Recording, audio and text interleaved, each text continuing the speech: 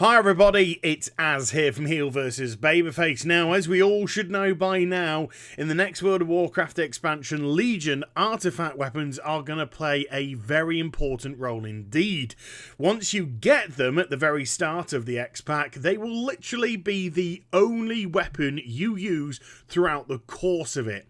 And we've also seen that they start to change and evolve, and you also have the ability to customize their look too. But on top of all of that, your artifact weapon will have its own talent tree, very much like the old style talent trees that we used to see back in Vanilla and Burning Crusade and Wrath, etc, etc.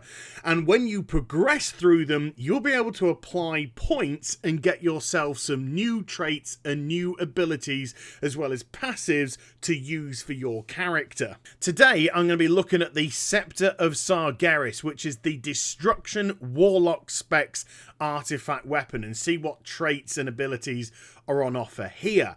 Now, these, you've got to bear in mind, are completely a work in progress. I think there's going to be a lot of tweaks and changes throughout the course of the alpha and beta. I mean, just by looking at it, you'll see that a lot of the images are duplicated throughout the course of this artifact weapon, so they'll most likely change. And where you start off in the middle with this gold rim spell right here, that spell and this spell, which is actually the end spell for one of the trees, are identical, and I very much doubt that they're going to duplicate a spell. Whereas we can see over here on the left hand side we have an ability all by itself, which is Chaotic Instability, which increases the critical strike damage of Chaos Bolt by 10%, and if you put a second point in, that will move to 15%, and a third point will take it to 20%. I've got a feeling that Chaotic Instability is actually the starting spell that should go here in the center, but of course everything, like I've just said, is subject to change. I'm not going to show you what that spell is right yet because it is the end one of the trees and it is quite exciting, so we'll go into that later on. So let's just say, for argument's sake, Chaotic Instability does go into the starting area. We've got a couple of options where we can go from here. We can either go to the top one, which is Burning Hunger, and this one increases the chance for Immolate to generate a soul shard by 6% if you've got 1 point in it. That goes to 10% with 2 points, or 13% with 3 points. Or you can choose the path down at the bottom, which actually deals with your Chaos Bolt, and this is the Soul Snatcher ability. Your Chaos Bolt has a 10% chance to refund 2 soul shards, and if you put 2 points in, that it becomes 15%, 3 points becomes 20%. Now, do remember that Destruction Warlocks are undergoing a change in Legion. Your Chaos Bolts are no longer going to be using mana. They will be using Soul Shards. Burning Embers are gone. Soul Shards are returning. So obviously, if you can get Soul Shards refunded, the more Soul Shards you have available, the more Chaos Bolts you can fire off. So it does look like both of these abilities are going to be very useful indeed. Moving on, we have again a couple of pathways to choose from. We can either continue across to the right hand side or go down towards the bottom left. So for the purposes of this video, let's just move across to the right, and that's going to take us to Fire and the Flames. Increases the haste effect of Backdraft by X%, and it can take 3 talent points, so that percentage of haste can only increase the more points that you put in there. Backdraft, of course, is affected when you use your Conflagration spell, so you can batter off those incinerates really quickly indeed. Or if we take the bottom left pathway, this will take us to Eternal Struggle. After casting Life Tap, you take X% less damage for 6 seconds. And again, 3 points can go in there, so it'd be more damage mitigated the more points you put in. Very useful, of course, for PvP. Also very useful if you are progressive raiding or just in desperate need of a little bit of help. But what this also says to us is Destruction Warlocks are getting life tap back. They don't use life tap anymore. It doesn't exist. They just have a really quick mana regeneration. So it looks like that mana regeneration is going. Life tap is coming back in. We're going to have to sacrifice our health to get mana back, and it's going to become a more integral part of how Warlocks used to play. So I haven't got a problem with that at all. So since I'm down at the bottom here, let me just fill up this area. So if I shift across to the left hand side, we come to price of power. Your chaotic energies randomized 3 times and select the highest values. This sounds like some sort of internal slot machine. I doubt you'll actually physically see how this operates, where the spells cast and then 3 values are created based off what it could do, and the highest one is selected as the actual damage to the target. Whether something like this has an internal cooldown, not sure, but it's definitely a rather interesting spell for sure.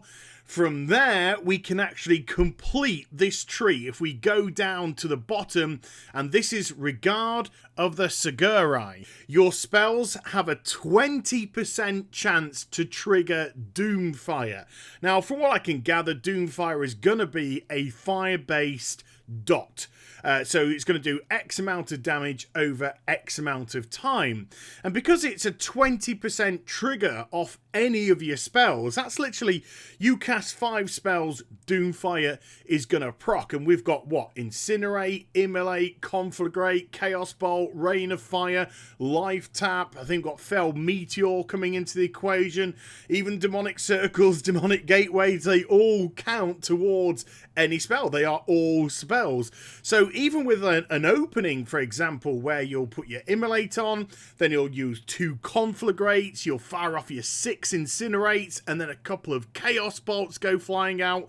Even in that little opening, you're probably going to proc Doomfire 2 times, depending on whether or not, again, there is an internal cooldown. So that's a great little extra bit of damage to that rather bursty opening that we have. Or you could have gone up from Price of Power and go to Master of Disaster. This is kind of like a standard trait here. Increases the damage dealt by Incinerate by 10%. Put a second point in, goes to 15%.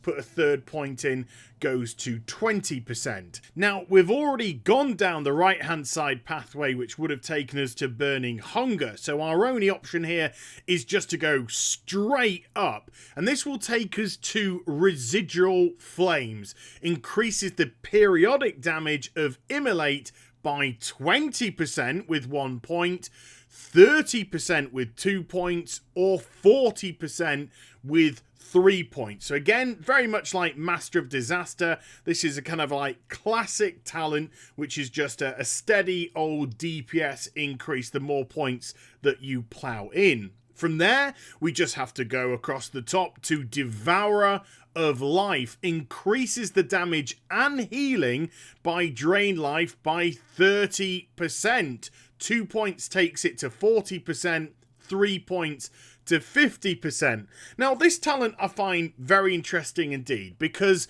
Drain Life is going to be very important in Affliction, but for Destruction, not so much. Because if you're going to Drain Life, then you are literally in a WTF moment, because you're breaking away from your normal rotation, and something like Drain Life is literally looking to keep you alive. So this very much looks like a utility spell, and that utility theme carries on into the next ability over on the right hand side, which is Plains Walker. Using your demonic gateway will fully heal you. Now, if you're not a Warlock and you read that and start to panic, don't worry, because there is rather a long cooldown on using the demonic gateway. I think it's about 90 seconds at the moment. So yeah, great utility for the Warlock. They go through the gateway, they go up to full health. but then they're on a 90-second CD. And, of course, because all this is subject to change, if it looks like that's going to be way too nice for a Warlock, Blizzard can tweak it to be a longer cooldown, or if they deem that it's not sufficient, they could actually lower the cooldown of Demonic Gateway. And once more, that will take us to another completion of a tree, which is Conflagration of Chaos. Your Conflagrate always crits, and critical strike rating increases its crit damage. So if you are going up to this pathway and into here, it's very simple, stat crit. I have got no problem whatsoever with different specs having a different mastery. Destruction with crit, Demonology with mastery, Affliction with haste. I know it sounds rather simplistic, but to me it works, and it gives each spec a very unique feel. Doesn't matter what class you play, whether it's Paladin, Warlock, Rogue, etc, etc. So that just leaves us with 3 abilities over here, which I have purposely left to last. The first one is very bog standard. It attaches itself to fire and the flames, which we saw earlier. And this one is Fire from the Sky. Rain of Fire deals an additional 10% damage. 2 points in a tree makes it 15, and 3 takes it to 20%. But it's the last 2 that are very, very interesting. So if we were to go up from there, it would take us to Lord of Flames. Your Rain of Fire now also rains Infernals. What? I mean, literally, what? This one here poses so many different questions, but so a couple of pertinent ones are, number one, I think, this is not a guarantee, but I think Rain of Fire is going back to a channeled spell in Legion. So how many Infernals, regardless of whether it's a channel or it's staying in its current format as a cast, how many Infernals will proc during the course of the Rain of Fire? And number two, how long will these Infernals stay for? I mean, are they just literally going to do a couple of hits and die? Or are they going to stay for 5, 10, 15, 20 seconds? That's really interesting indeed. Because, I mean, to me, that just like screams you'd just be AoEing all over the place, really, wouldn't you? If you've got these Infernals just coming in left, right, and centre. So this is a spell that I really have to see, or this is an ability that I really have to see in action to really grasp how it's going to work. But it sounds ridiculously exciting. And then that takes us finally to the end of this tree, and this is called Stuff of the Universe.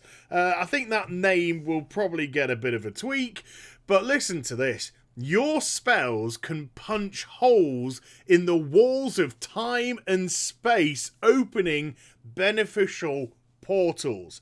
And again, this leaves quite a few things to the imagination, because, yeah, sure, we summon in demons. So if these portals appear, this could theoretically mean demons are coming through the portals to aid us in battle. But then you have another question.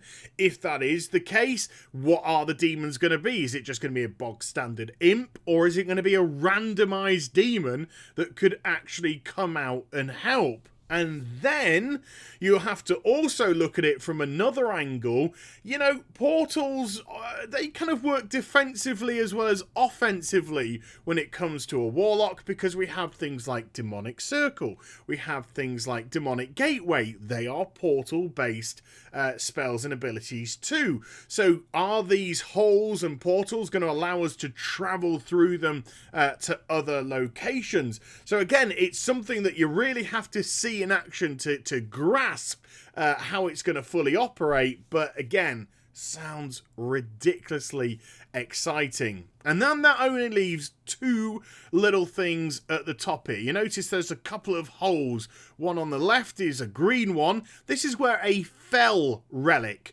will come into your weapon, and the one on the right is where a Fire relic will come into your weapon. That's no doubt going to have something to do with the evolution of what the Scepter of Sargeras will look like. But yeah, just from that little look at the spells and abilities, you can already get to some sort of understanding about what they're trying to achieve with the different branches, these three major sort of areas that you could go to with this scepter. I mean, you've got the kind of utility at the top with some bursty crit, and then down at the bottom you have some sort of like randomized and so again the kind of damage mitigations that you get from the Eternal Struggle and such, and regarding the Sagari, putting an additional dot on the target. And then over on the right hand side you've got this kind of crazy AoE sort of thing going on with the portals and the infernals and the rain of fire. So they do have their distinctive kind of feels to them, and therefore will give you options about how you want to construct your demonology Warlock. But yeah, a nice little look, very kind of interesting, very exciting, and very much looking forward to getting my hands on this artifact and seeing exactly where we can go with it. So I'd love to hear what you guys and gals have got to say in the comment section down below, and I hope you enjoyed the vid. If you did, do give it a thumbs up and also subscribe. Follow me on social media and Twitch for live streaming. Links are in the description down below, and I'll be back with some more stuff very soon. You take care, everybody. Bye-bye.